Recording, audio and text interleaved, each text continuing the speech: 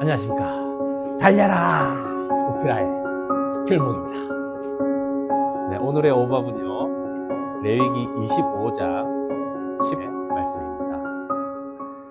너희는 50년째 해를 거룩하게 하여 그 땅에 있는 모든 주민을 위하여 자유를 공포하라. 이 해는 너희에게 희년이니 너희는 각각 자기의 소유지로 돌아가며 각각 자기의 가족에게로 돌아갈지며. 오늘 말씀이 좀 길고 복잡한 것 같아서 조금 설명을 드려야지 여러분이 또 말씀을 읽으실 것 같아서 설명을 조금 드리도록 하겠습니다. 1절에서 7절까지 말씀은요, 안식년에 관한 말씀입니다. 그러니까 이제 6년을 파종하고 농사를 짓고요, 7년째가 되는 해에는 파종하고 농사를 짓지 말라라는 것입니다. 왜요? 땅도 안식하기 위해서. 그런데 7년째 되는 해에도 농사를 짓지 않아도 소출이 나겠죠. 근데 그것을 먹지 말라고 합니다. 그런데 단 먹을 수 있는 사람들이 있습니다. 그 성에 거류하는 거류민이라든지 또 종이라든지 또 나그네라든지 이런 사람들은 먹을 수 있고요. 그 외에 주인들은 그것을 거둘 수가 없습니다. 자, 그러면은 그 주인들이 생각하겠죠. 그럼 우리는 안식년에는 어떻게 먹고 삽니까? 라고 걱정을 하게 되죠. 그래서 18절에서 22절까지 보게 되면 6년째 되는 그 해에 3년을 먹을 수 있는 소출을 얻게 해 주겠다라고 약속을 하시는 말씀이 나옵니다. 그리고 우리 8절에서 12절까지 말씀은요, 우리가 방금 읽었던 그 희년에 관한 말씀입니다. 자, 희년은 바로 7년째 되는 안식년을 7번째 49년이 되는 그 다음에 50년이 되는 해가 바로 희년입니다. 희년에는요, 모든 사람들이 뭐 경제적으로라든지 아니면 어떤 사연에 의해서 땅을 팔든지 아니면 가옥을 팔게 되든지 심지어는 자기가 종으로 팔리게 되는 그러한 기구한 운명을 살았을지라도 50년째 되는 그 희년 때는요, 다시 돌려받을 수 있고요, 다시 가족에게로 갈 수 있고 각각의 그 소유지로 돌아갈 수 있는 그 날에 대해서, 희년에 대해서 말씀해 주시고 있습니다. 자, 그런데 희년 전에 팔았던 땅을요, 돌려받을 수 있을 때가 있습니다. 자, 형제 중에 기업 물을 자 중에 이제 유복한 자가 있으면 희년이 아니더라도 다시 돌려받을 수 있습니다. 또 종에서 자유자로 다시 돌아올 수 있고요. 근데 단 그에 합당한 값을 지불을 해야 합니다. 그러니까 희년을 기준으로 삼아서요, 만약에 희년이 30년 남았다, 그러면 30년 동안 그 샀던 사람이 이익을 볼 수 있는 것이 무엇인지를 보고 30년에 해당한 그 값을 지불을 해야지 다시 기업이나 가옥이나 뭐 종으로 다시 자유자가 될 수 있는 그런 기준이 나오는 내용이 바로 13절에서 17절까지 내용입니다. 그리고 23절에서 28절까지는요, 같은 내용인데 다시 돌려받을 수 있는 돈이 자기가 생기면 동일하게 받을 수 있다, 지불해서 받을 수 있다, 그 내용이고요. 29절에서 32절까지는 성벽이 있는 성 안에 그 가옥을 팔게 되면 1년 안에는 물을 수가 있습니다.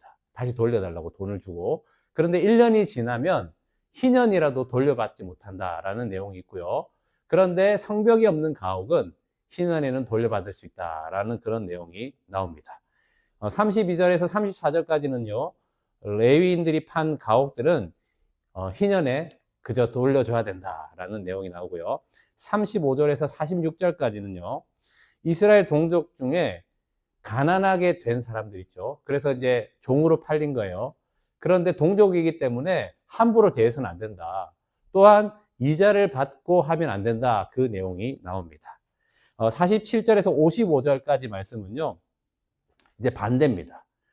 이스라엘 사람 중에 거류민에게 이제 종으로 팔리는 거예요. 거류민이 부자가 된 거겠죠. 아니면 무슨 빚을 받을 게 있다든지. 그런데 그럴 때도 기업 물을 자를 통해서 속량을 받을 수 있고요. 만약에 그렇게 기업 물을 자도 없으면 희년 때는 돌려보내라 라는 말씀이 기록되어 있습니다. 자, 길어서 또 말이 어려워서 어려울 수 있는데 오늘 제가 이렇게 간단하게 요약한 말씀을 기억하시면서 말씀을 묵상하시면 잘 읽어질 것입니다. 저는 오늘 이 말씀을 묵상하면서 이 단어가 떠올랐습니다. 다시 시작하는 은혜.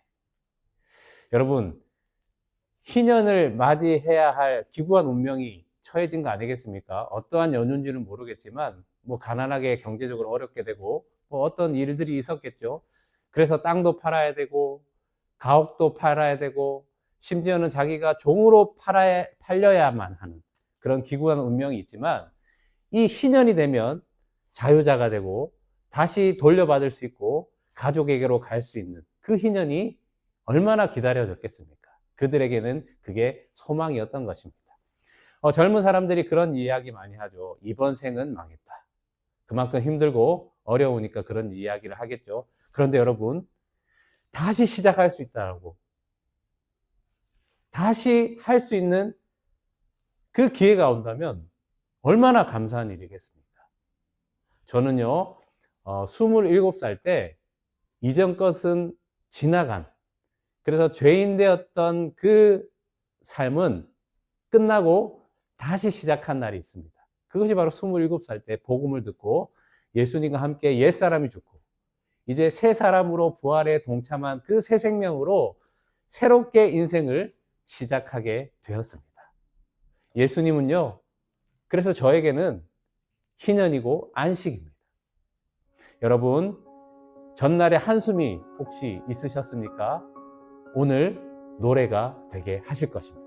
왜요? 우리는 예수님과 함께 날마다 죽고 날마다 새롭게 하시는 부활의 생명으로 살아갈 수 있는 하나님의 자녀가 된 권세가 있지 않습니까?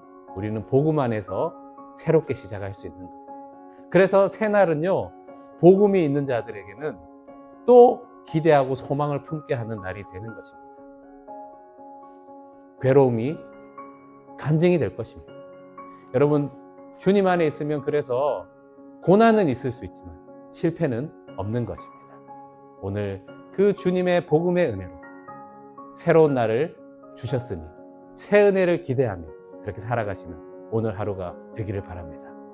예수님은 우리의 안식과 희년이 되십니다. 기도하겠습니다. 하나님 아버지 감사합니다. 우리의 안식과 희년이 되게끔 예수님을 보내주셔서 성령을 통하여서 그 은혜를 누리게 하시니 감사합니다. 오늘 새 날을 주셨습니다. 예수 그리스도의 그 복음으로 새 은혜의 일용할 양식으로 말씀을 주셨으니 이 말씀으로 새롭게 살아가게 하여 주시옵소서.